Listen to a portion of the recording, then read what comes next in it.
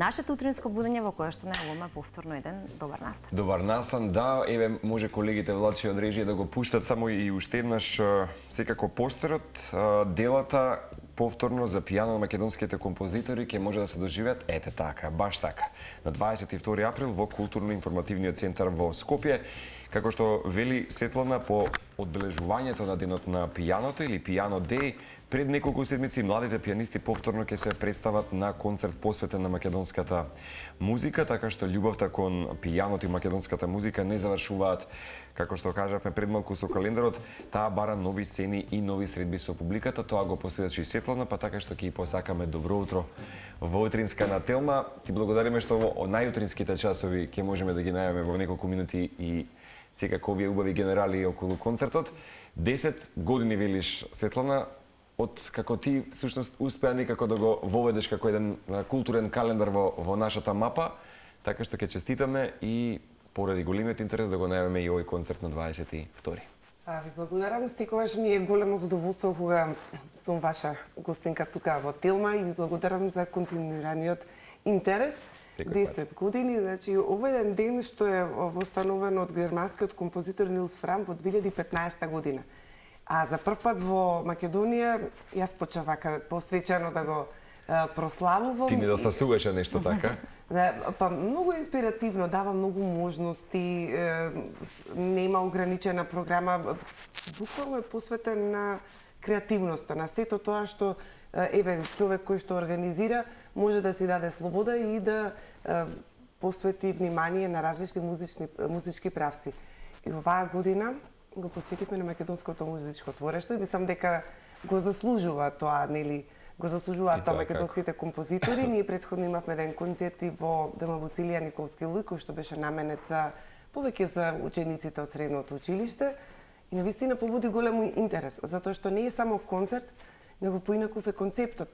Има предавање за композиторот Властимир Николовски и Гоце Коларовски, нели од нашите Нора Бајрами, да би сакала да спомнам и Марија Попиванова.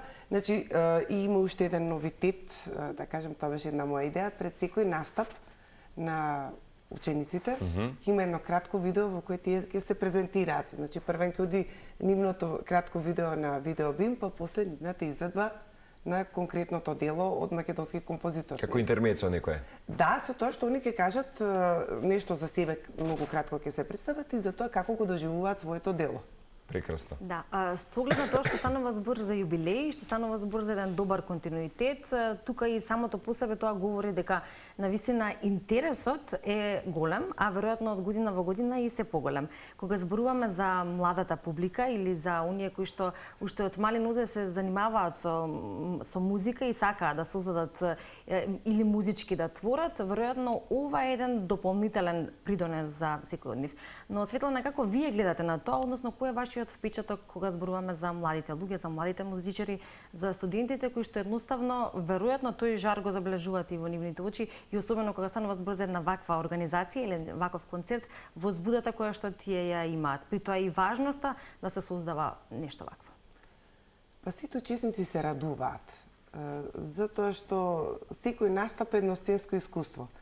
Овој настан, да речем, што го организираме, е секогаш што некоја одредена тема, мислам дека и Марко со соработката знае дека секогаш на нешто се посветува внимание и тоа е предизвик. И се трудам при секоја организација да воведам нешто ново. И без сега ова со видеата е за нив многу интересно. Прво да речеме искуство го. Да, и они одвај чекаат.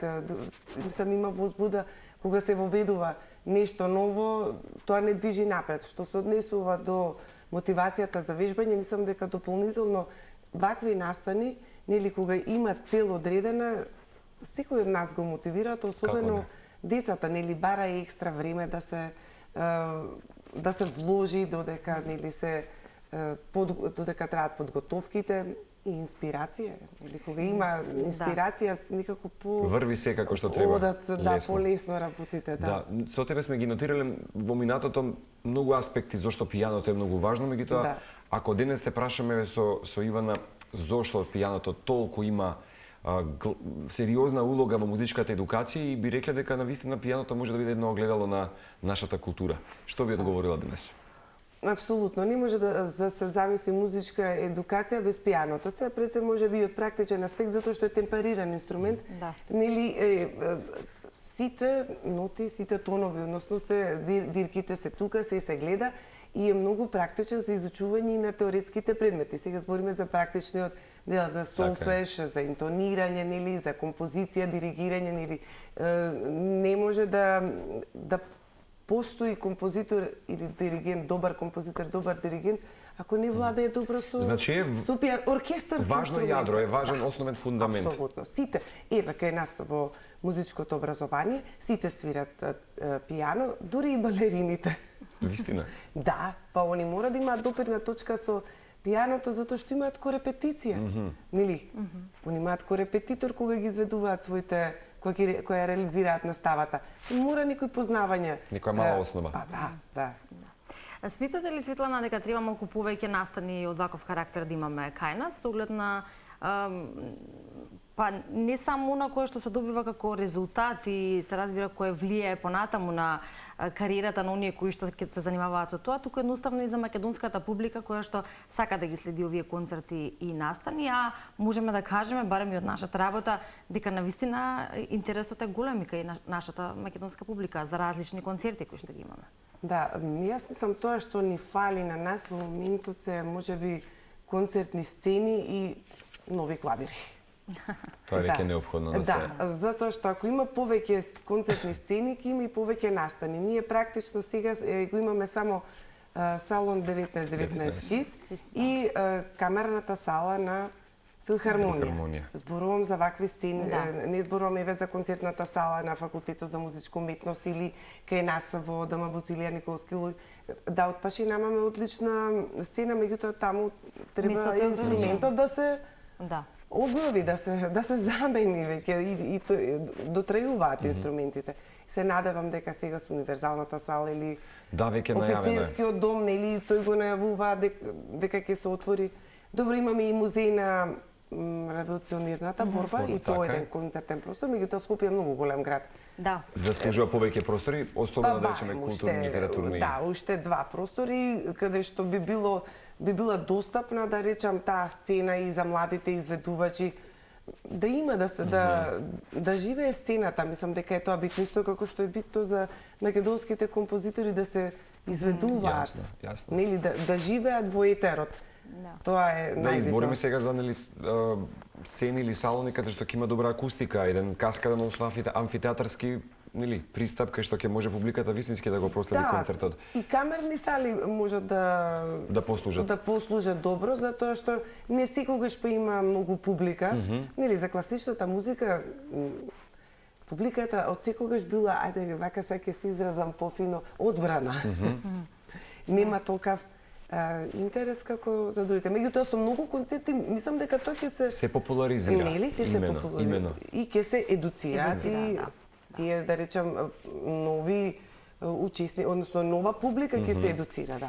Тоа ми го заде прашањето. Колку е тешко да се оствари еден континуитет можеби на проекти како што се вакви, како денот на пијаното, и дали можеби идејата денот на пијаното успеа последниве 10 години да создаде нова публика, барем од основањето, како велиш ти, пред 10 години, како да беше вчера кога споменавме за прво издание? Да, па публика има. Кога има ученици, секогаш има публика. Затоа што има интерес од пријатели, од роднини. Ја не можам да се пожалам дека на настаните нема публика. Сега, доколку еден изведуваче, тука е дискутабилно колку би имало публика. Кај што се малите, таму е публиката. Добро, имаме не ученици и од средно училиште што учествуваат. Сме имали соработка со факултетот сега. Оваа година ваков беше концептот и има посетеност, да.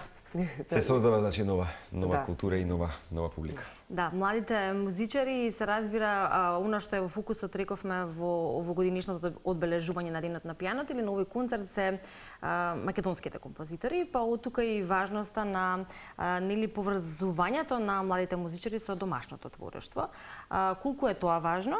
И колку вие гледате потенцијал кај овие млади музичари во однос на интересот кон тоа што е наше, домашно, и можеби нивната визија за виднина, за нивното творење? Па, ова е многу интересно прашање. Значи, они треба да свират за да имат свое мислење.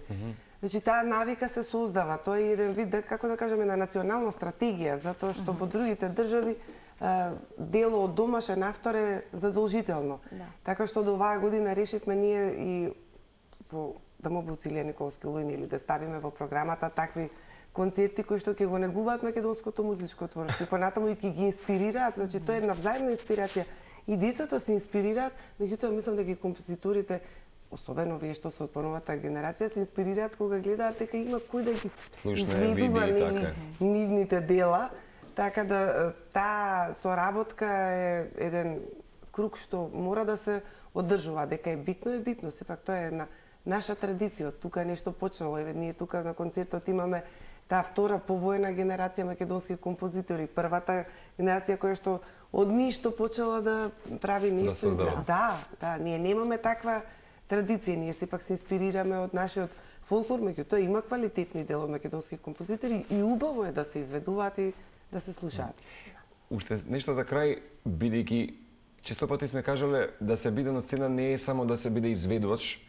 Како денеска можеш да препознаеш кога некој е само изведувач, а некој веќе станува и уметник во вистинска смисла на зборот, бидејќи според мене, нели, па дури еден да биде пианист на сцена, треба да има една неверојатна катарза и конекција со публиката, што велиш ти, можеби некој пат е потешко, па затоа можеби се изведуваат неколку луѓе на сцена со поголема музичка програма. Има сериозни веќе уметници, а не само изведувачи кај нас? Па добро, сега тука веќе навлегуваме во интерпретација и во вкусови. Има, меѓутоа треба тука многу фактори треба да се сложат за да излезе на пример некој изведувач од калибарот на Симон Топчевски. Јас и со него кога разговарам викам дека он има толку позитивна енергија, има толку е харизматичен, нели знае да владее со сцената и со да. И мислам дека тоа е тој некој фактор X и покрај тоа што е фантастичен изведувач, имаме ученици што стварно одлично интерпретираат, меѓутоа тој момент да се наметнеш на сцената, да воспоставиш контакт со публиката, да имаш комуникација, звучна комуникација и емотивна, тоа е вешто спознавање себе си. Да. За да можете така некако веројатно. Да, меѓутоа и тоа се учи со текот на времето. Со текот на времето, ако се нема таа особина, тоа мора да има некоја основа за каде да се надградува, да кажам, тоа влијание од сцената. Да. Нешто што рекли или го имаш или го немаш. Да. А оние кои што го имаат и веројатно тоа добро се препознава, само наддоградувањето е особено важно. Да. На 22 април во 19 часот во културно-информативниот центар поканети се сите оние кои што ќе сакаат да уживаат во концертот кој што го најавивме за одбележување или по повод денот на пијаното кој што како што слушнавме е прогласен кон крајот на март, но секако добро е кога ќе се одбележи на еден ваков начин и верувам тоа ќе биде вистинско уживање за македонската публика. Светлана, благодариме за вашето гостување и за тоа што имавме можност да ги споделиме убедително. Благодарам и на вас за овој пријатен разговор. Секогаш ова нека биде само најава, утрото да го започнете со набавување на билетите. 22. Влезот е бесплатен. Бесплатен? Да, влезот е бесплатен, да. Одлично. Прв дојден, прв услужен. Да. Така ќе му даде. Да, можност за сите за едно вистинско уживање на 22 април.